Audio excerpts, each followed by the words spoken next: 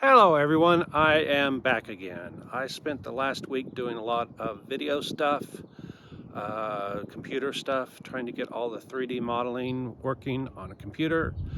Kind of reached a stall point, so I am back working on the car for a little bit. I'm going to bounce back and forth between the two.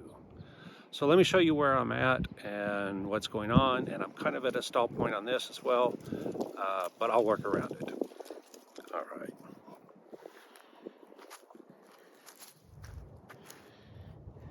Let me fix the camera. There we go, and raise that up a little bit.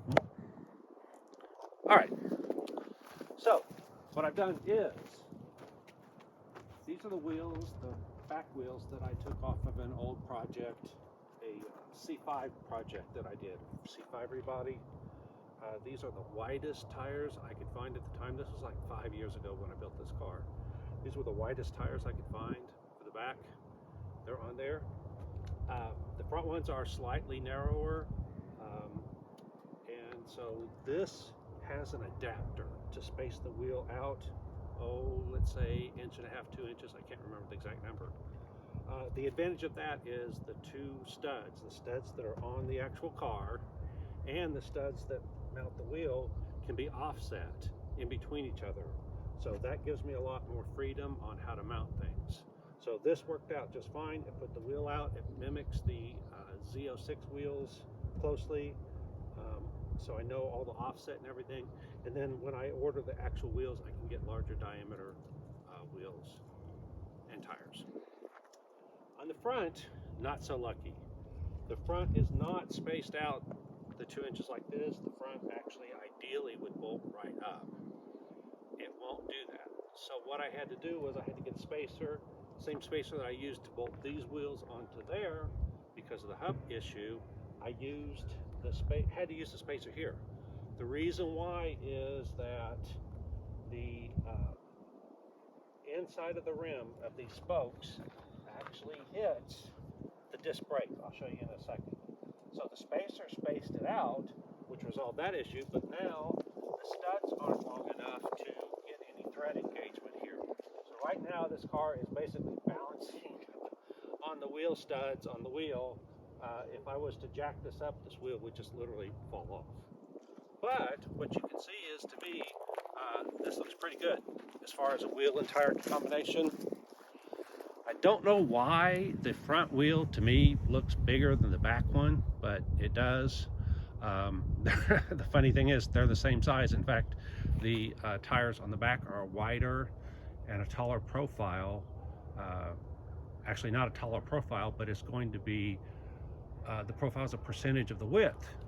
But the back ones are 25s and 345 25, and the fronts are 285 30 if I remember right. Both of them are 20-inch.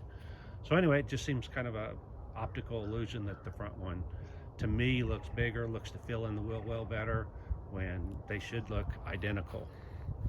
Anyway, I was going to mock everything up, and I decided, you know what, I'm just going to show everybody exactly where I'm at so that when I'm done with it today, you'll see all the mock-up stuff.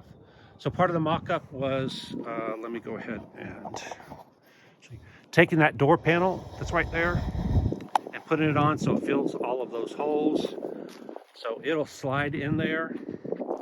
It does hit where the mirror is right here, so I'd have to cut a notch to clear that part of the mirror so it'll mount. So I needed to do that. The other thing is I had to cut the notch out where the eyebrow started on the original mold. It started in the door. Here I'm not having the eyebrow start until here, so this would need to be flat. Obviously it wasn't flat on the C8, and it was not flat on this door. So what I was going to do was simply cut a section out of this door and patch it in there to extend this to a flat area all the way to the back. So that's on my list of things to do. Let me go ahead and show you what's going on with the wheel here.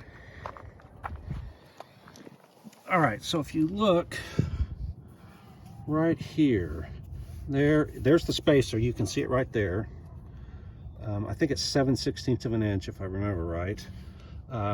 And without that, I can't turn the wheel because the, there you can see it scratched. There we go. Hard to see, but it actually scratched the disc brake. Wish I wouldn't have done that, but anyway, it happens. Okay, so then when I bolted it up, the wheel wouldn't turn, and in fact, you couldn't even put the disc brake in between any two spokes because there's not enough room. So then I put the wheel spacer on there. When I went to put the wheel on, if you look close, there's not much stud sticking out there. It acts like it would thread on, but it just won't quite do it. I've got everything bolted or pushed up as flush as it will go. So like I said, this thing is just sitting on there. Once again, this is a 20-inch wheel. You can see where it's kind of tight as far as back here. So this edge probably needs to be moved back a little more, right where my hand is. This is where I would worry about when you turn it and the suspension's compressed. This is probably going to rub, and there's nothing worse in the car that fenders rub in any situation. So I need to fix that. The other thing I'm going to do is, you can see here's the back part of the eyebrow. Again, I took pieces together and sectioned this. So I got this back piece looking like I want as far as curve. This piece fits back over there. Again, I used a lot of duct tape, orange duct tape. The problem is that when the duct tape was there, it looked like this curve followed this back edge. It doesn't. There's where the edge is, so I need to build this up. And what I'll do is I'll put foam in here and I'll shape it. The center section right through here needed to be just a little bit higher. Again, I'm just going to glue foam on here and carve the foam. And once I get it carved, I'll cover it with fiberglass and reshape that. The back section here is missing. This is one I'm going to get from the C8. You can see here's where the body that I started with from the mold is. It needs to come all the way down to here. The C8 comes up from here, and so what I'll do is I'll go ahead and put the C8 piece back here and then cut it to not only fill that gap, but to fill this gap all across here. So there'll be a step right there in between the two. And then when I get done with all that, I get to repeat the whole process over on this side. Okay, so my next major goal is to get this side finished so that I can say, all right, this side is done. Now all I need to do is duplicate it on the other side. So that's my plan of attack. A couple of other things. This bottom section right here is actually too tall. But when I took the door out, I saw that there's the original rocker panel.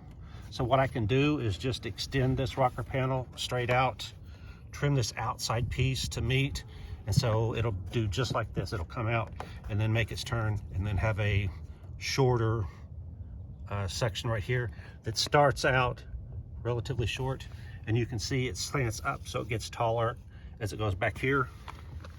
I'm going to have to cut all of this out. You can see where the door was without their added, whatever you want to call this, extra crease. I'm going to get rid of that extra crease, so the back of the door will be back there. It will open up the vent even more than it was from the factory. I'm trying to see if, yeah, I can't tell how big the radiator really is back there. It's hard to tell which part is grill and which part is radiator. If you look down there, there are what look like fins down at the bottom,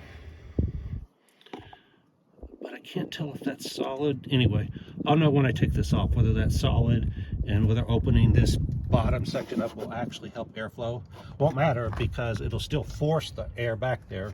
So even if there's a small opening back there, air's going to have to go somewhere once it gets trapped inside of here. Let's see, that's all I can think of. Unfortunately, because that is balancing on that wheel's going to have to come off, and I'll have to put the stock wheel on. But at least now I can see what it looks like and see what it needs. At some point I'll probably put it back on. So that's just going to be a pain, but it's something I've got to do. All right, I think that's it. So from now on, I'm going to be, like I said, bouncing back and forth, doing some of the stuff on the computer, and doing some videos on that, and then doing some stuff on the actual car, and doing videos on that. So go ahead, like, subscribe, hit that bell, and I will see you next time. Bye.